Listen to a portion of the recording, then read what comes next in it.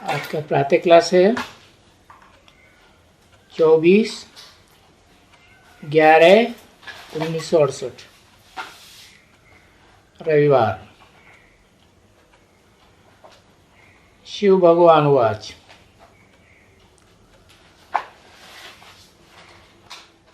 अभी शिव भगवान वाच कहने से फिर भी नहीं समझना है कि कोई मनुष्य शिव होते हैं। शिव तो निराकार ज्योति का नाम, बिंदु का नाम है। वो कैसे उवाच करेंगे?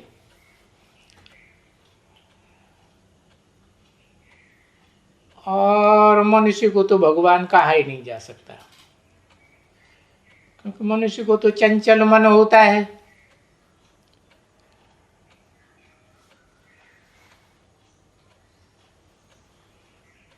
क्योंकि और दुनिया में तो उल्टे समझते हैं ना बच्चे, कि ये मुखा, ये शिव भगवान वाच कहने वाले वो तो नहीं जानते हैं।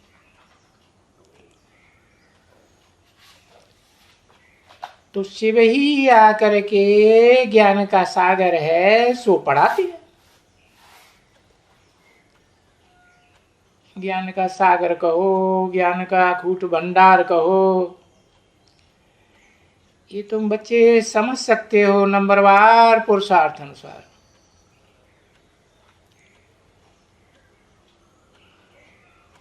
क्योंकि ज्ञान का सागर जो कुछ पढ़ाते हैं,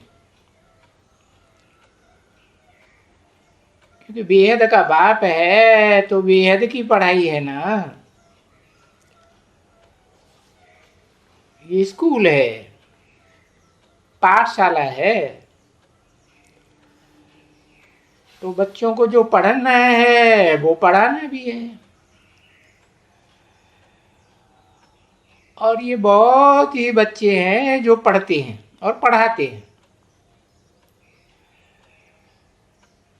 फिर एक दो से जो कुछ भी पढ़ते हैं या पढ़ाते हैं, मनन चिंतन मंथन करके पढ़ना पढ़ाना होता है ना, तो दिन प्रतिदिन पढ़ाई सूक्ष्म होती जाती है, गुह्य होती जाती है। वो गीता में भी तो कहा है ना, गुह्यात गुह्यतरम ज्ञानम।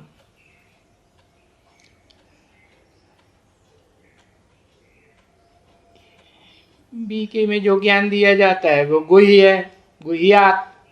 फिर उससे भी गुह्यतर है, एडवांस पार्टी में एडवांस ज्ञान। तो गुह्य होती जाती है नॉलेज है। तैसे अभी बाप भी जानते हो, जानते कि हाँ, कि वो मनुष्य सृष्टि का बीज रूप होने के कारण, क्योंकि मनुष्य सृष्टि तो साकार है ना, तो बीज भी साकार होगा। और वो बीज रूप होने के कारण और फिर चैतन्य होने के कारण, ऐसे तो नहीं कोई जड़ बीज है। तो गाते भी है इसको ऐसे ही कि मनुष्य सृष्टि का बीज रूप है, माना बेहद का बाप है। क्योंकि ये जो छोटे छोटे झाड़ होते हैं ना, वो तो छोटी छोटी क्रिएशन करते हैं।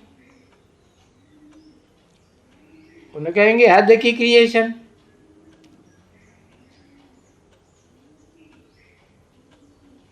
चंद्रवंशियों का झाड़, इस्लाम वंशियों का झाड़, बौद्धी क्रिश्चियन वंशियों का झाड़। छोटी क्रिएशन हुई या बड़ी से बड़ी हुई? छोटी कहेंगे। तो बच्चे जानते हैं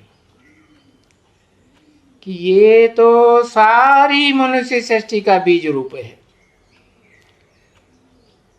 और बीज ऊपर में है। देखो गीता में भी तो लिखा है, ऊर्ध्वं मूलम अधः शाखा। जड़ ऊपर में है तो जड़ काय में से निकलता है? बीज में से निकलता है ना। तो जड़ें ऊपर हैं तो बीज और भी ऊपर हुआ। ठीक है ना बच्चे? तो वह बीज ऊपर में होने के कारण फिर उनकी ये महिमा भी गाई जाती है। उनकी क्यों कहा, उसकी क्यों नहीं कहा? एक है कि दो है? हाँ, एक आत्माओं का बीज है। आत्माओं का बीज माने पिता है कि नहीं? बीज माने बाप। और एक मनुष्य सृष्टि, साकार सृष्टि का बाप। तो दो हुए ना। तो बताया उनकी ये महिमा गाई जाती है कि भाई वो ज्ञान का सागर है? सागर है?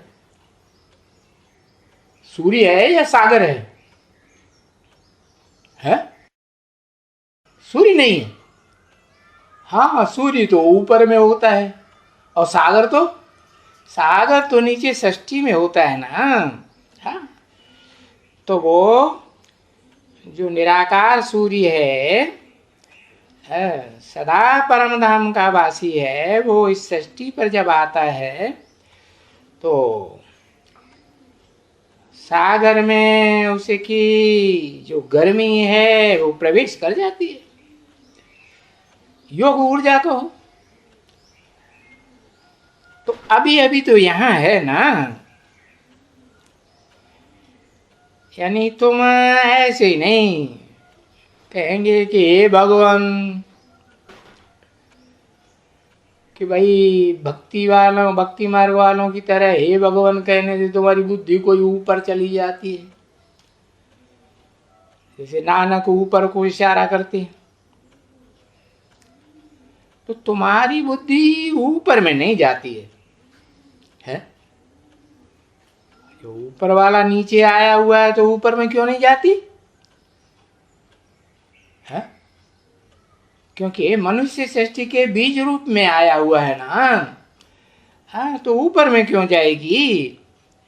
तो तुम्हारी बुद्धि अभी यहाँ नीचे रहती है, क्योंकि मनुष्य सृष्टि का बाप भी नीचे रहता है? शरीर के साथ रहता है कि आत्मा बन के ऊपर उड़ जाता है?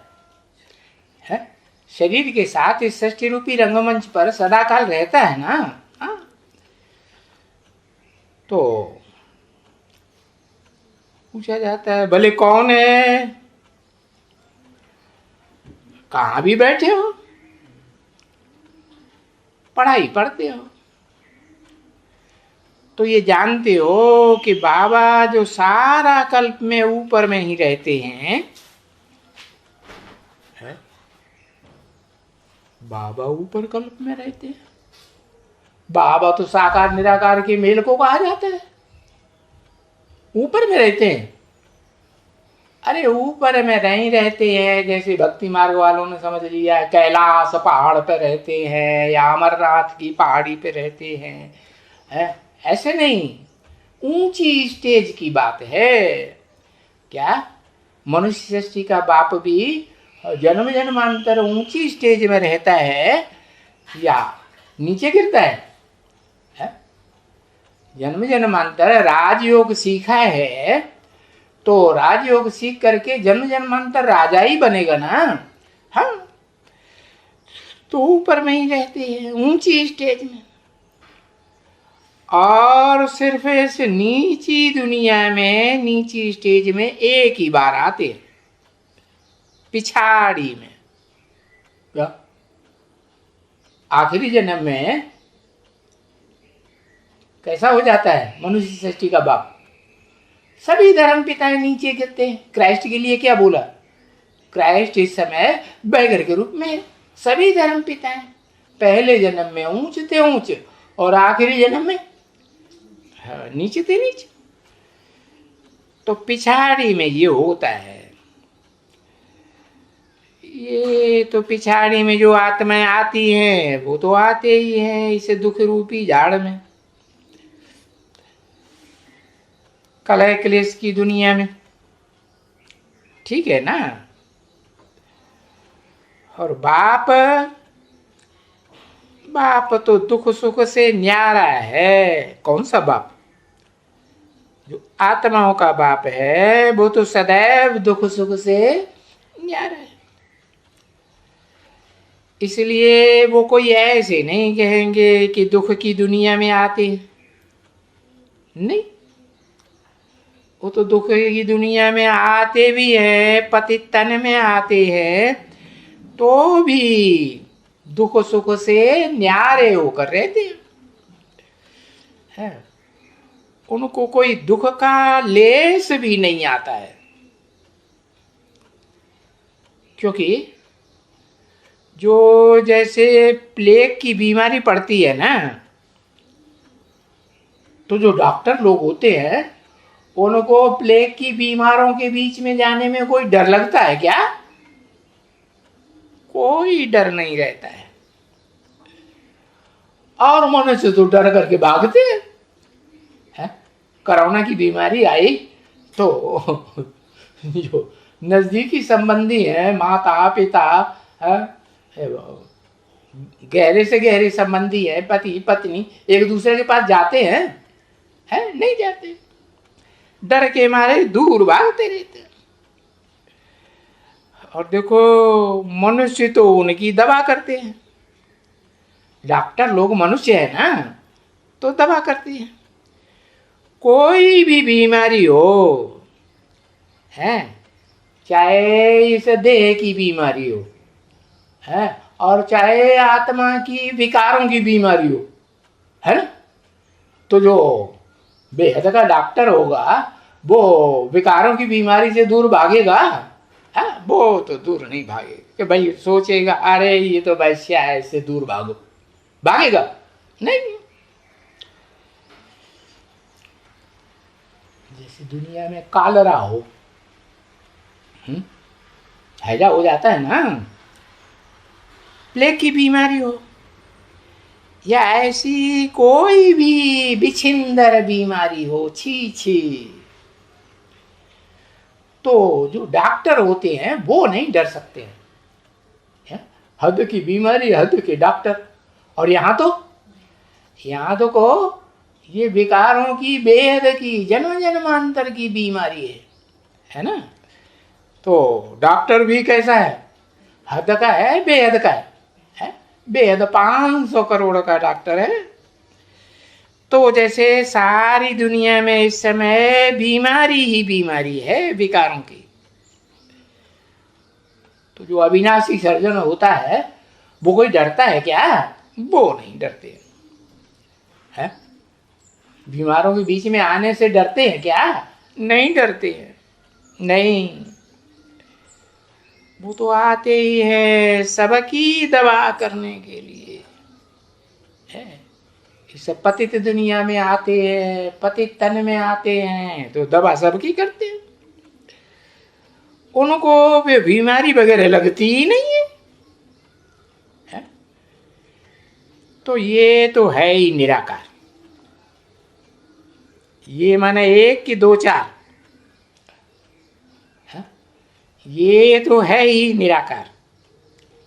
ये नहीं बताया है ही निराकार, है ही निराकार। निराकार माने निराकारी स्टेज वाला है, देह का भान है ही नहीं, न्यारा है देह भान से।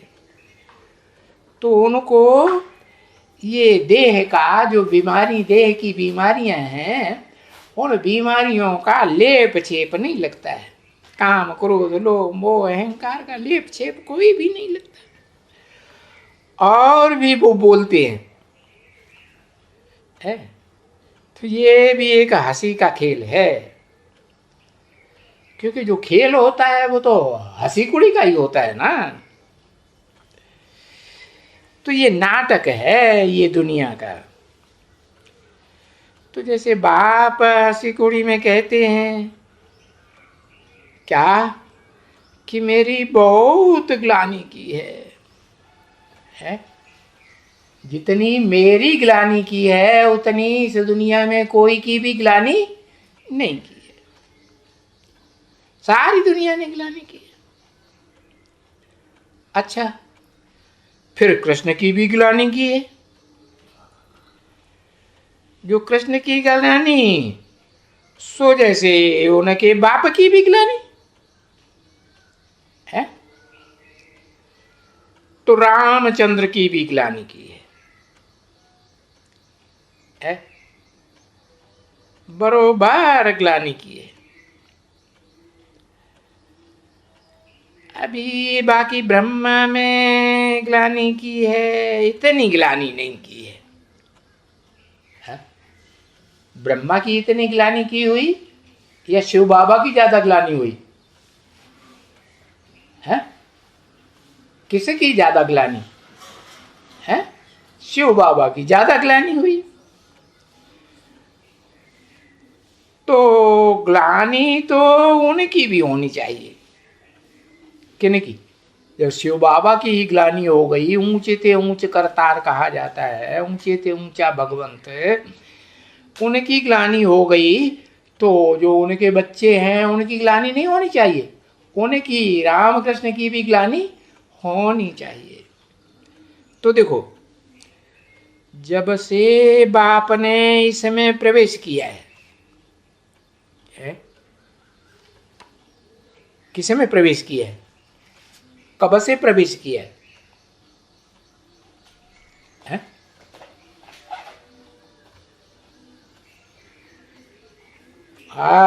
ब्रह्मा बाबा की बात हो रही है ना।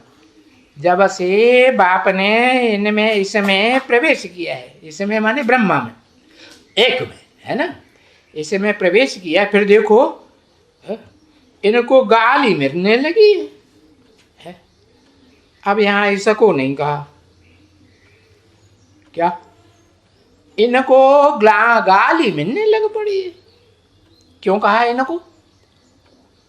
क्योंकि ब्रह्मा में भी दो आत्माएं हैं ना, शिव की आत्मा भी है, शिव बाबा है कि नहीं? शिव बाबा की आत्मा भी है, ब्रह्मा की आत्मा भी है, तो इनको ग्लानि मिलने लगी। समझा ना? देखो,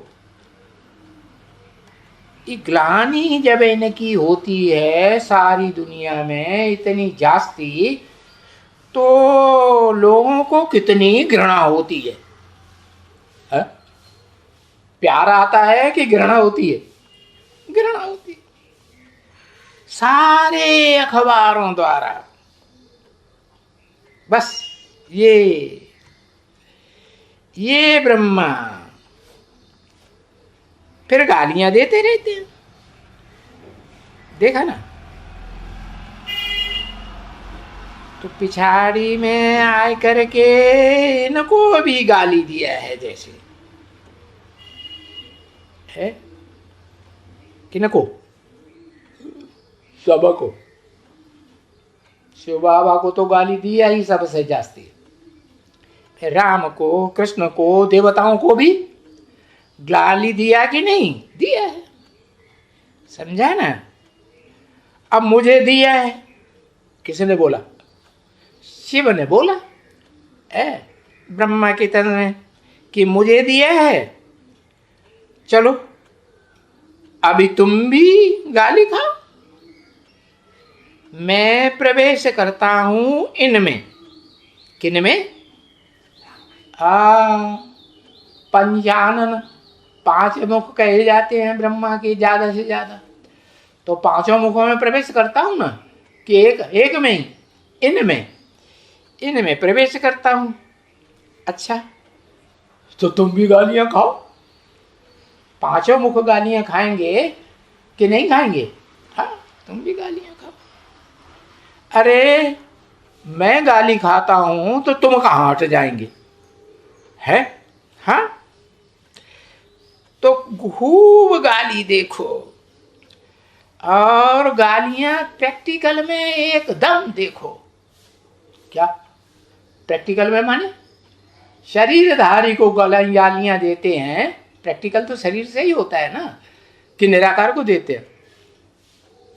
प्रैक्टिकल में देते हैं, एकदम प्रैक्टिकल में।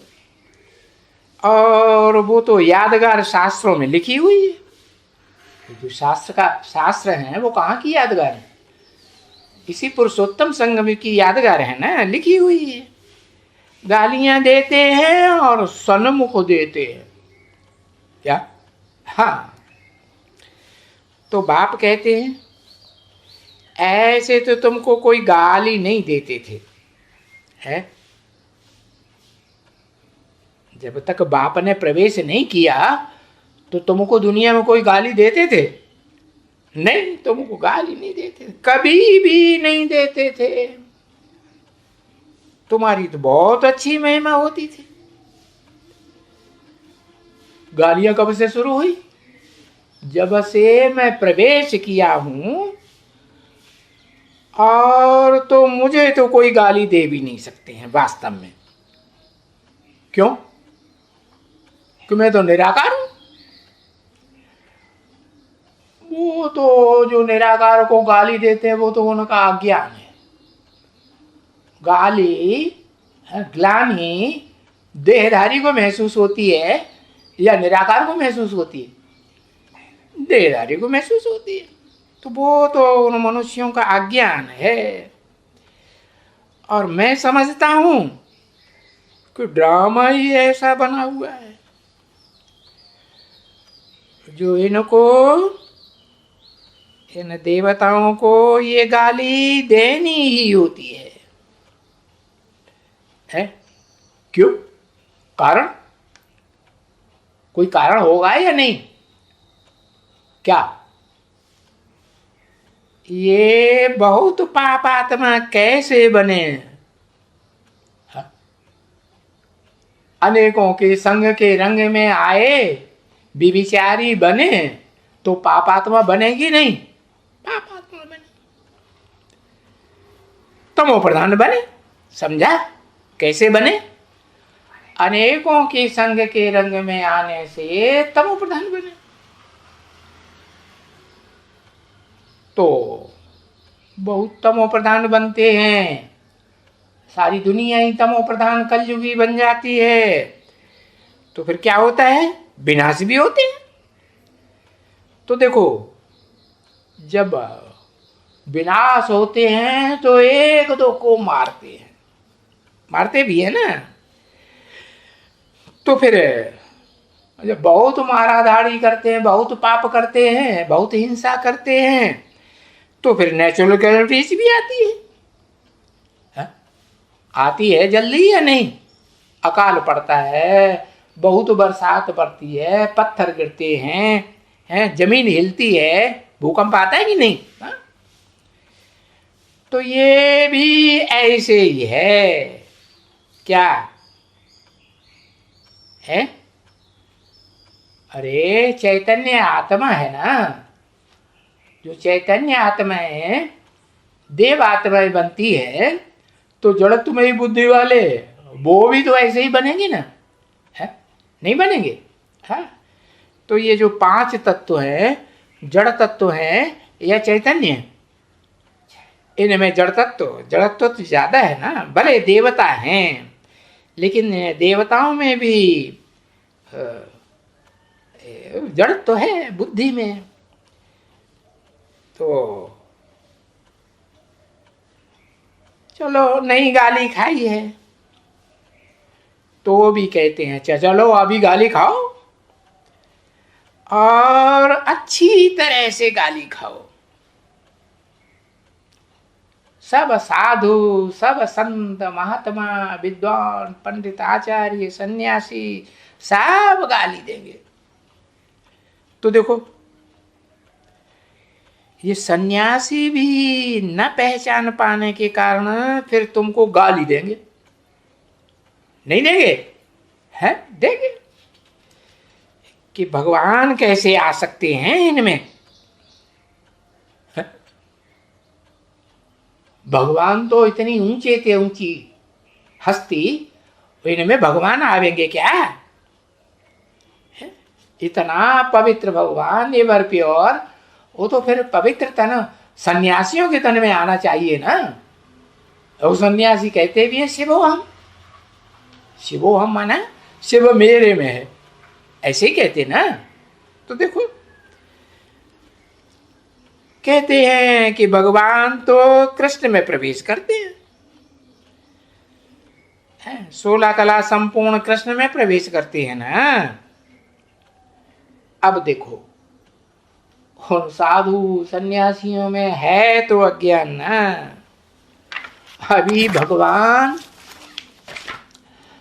है, भगवान वास्तव अभी हो भी नहीं सकती है। वो भगवान का रथ बना है। तो वो समझते हैं कि इनमें बाप प्रवेश करते हैं रथ में, क्योंकि उनकी बुद्धि में कभी भी नहीं आएगा किसी को कि श्री कृष्ण ज्ञान का सागर है। अगर ज्ञान का सागर श्री कृष्ण होता तो फिर नारायण भी ज्ञान का सागर होता है। श्री कृष्ण किसका बच्चा? नारायण का बच्चा ना। हाँ, तो नारायण ज्ञान का सागर होता है कि नारायण भी बुद्धू हो जाता है। नई दुनिया में बुद्धू होगा या बुद्धिमान होगा? बुद्धू होता है। तो देखो नारायण द्वारा प्रजा में भी ज्ञान का सागर होना चाहिए। फिर प्रजा होती ज्ञानवान तो ज्ञान भी होता स्वर्ग में, परंतु वो तो ज्ञान से ही इतना बनते हैं, कृष्ण बनते हैं ज्ञान से, वो देवताएं बनते हैं ज्ञान से। तो वहां तो स्वर्ग में ज्ञान की दरकार ही नहीं रहती है। जब बन गए देवता बन गए तो वहां ज्ञान की दरकार है। ज्ञान का इसलिए काहे के लिए होता है ज्ञान है? ज्ञान होता है गति सदगति के लिए। और गति सदगति हो गई, ऊंची गति हो गई कि नीची गति नरक में हो गई? ऊंची गति हो गई ना, तो ज्ञान की दरकार ही नहीं रहती। बच्चों को समझाया गया है कि सतयुग में तुमको ये ज्ञान साथ में नहीं चलेगा। क्या ज्ञान है? ये जो इतना विस्तार का एडवांस ज्ञान हो गया, ये साथ में चलेगा वहां नहीं। सार रूप में ज्ञान वहां रहेगा कि मैं आत्मा ज्योति बिंदु। तो ये ज्ञान साथ में नहीं चलेगा। ये है इसे इंड का ज्ञान, कलयुग का अंत और सतयुग के आदि के बीच की पढ़ाई है। क्या? क्योंकि ये जो भी सयाने बच्चे हैं ना, तो जो भी विचार सागर मंथन करने वाले हैं, तो ज्ञान विस्तार में आवेगा ना है कि संकुचित हो जाएगा? विस्तार में आता। तो वो जानते हैं कि बरोबर ये विचार सागर मंथन करके जो इतना विस्तार में ज्ञान आता है, सागर में सागर कहा जाता है, वो फिर सतयुग में नहीं मिल सकता है, न तो ये कलयुग में भी नहीं मिल सकता है। ये तो मिलता ही कब है? जब सतयुग और कलयुग दोनों युगों का मेल संगम होता है, तब ही मिलता है। क्योंकि सभी मनुष्य समझते हैं कि ये तो कलयुग है। सिर्फ बच्चों को ये ज्ञान मेरे से मिलता है कि बच्चे ये अभी संगम युग है। काय का संगम? सच्चे और झूठे का संगम युग है। पतित और पावन का क्या है? संगम युग है। तो देखो तुम्हारे ऊपर भी हंसी करते हैं ना मनुष्य अज्ञानी। क्या हंसी करते हैं ना? तो अज्ञानी मनुष्य नहीं कहे जाएंगे। क्यों? मनुष्य अज्ञानी नहीं, अज्ञानी आत्माएं हैं। ज्ञान आत्मा में होता है या जड़ शरीर में होता है? हाँ, अज्ञानी आत्माएं। क्योंकि ज्ञान भी तो आत्माएं उठाती है ना, शरीर थोड़ा ही उठाता है। और परमात्मा में ही ज्ञान गाया जाता है। क्या? परम, परम माने बड़े ते बड़ा, महान ते महान, विशाल ते विशाल। किससे टैली किया है? दूसरी आत्माओं से टैली किया ना। हाँ, तो जो भी भोगी आत्मा इस संसार में है, उन भोगी आत्माओं के बीच में जो हीरो पार्टधारी आत्मा परमात्मा है, उसमें ही ये ज्ञान गाया जाता है कि भाई ज्ञान का सागर है। सागर नीचे होता है या सूर्य ऊपर होता है? सागर नीचे और सूर्य तो अकूट ज्ञान का भंडार, वो तो ऊपर। तो ज्ञान का सागर है, तो ये कौन है? कहेंगे परमात्मा है। ठीक है ना बच्चे? हाँ, परम को कहा जाता है सुप्रीम, सुपरमेसी। तो सुप्रीम को फिर कह देते हैं परमात्मा। परमात्मा, परम प्लस आत्मा।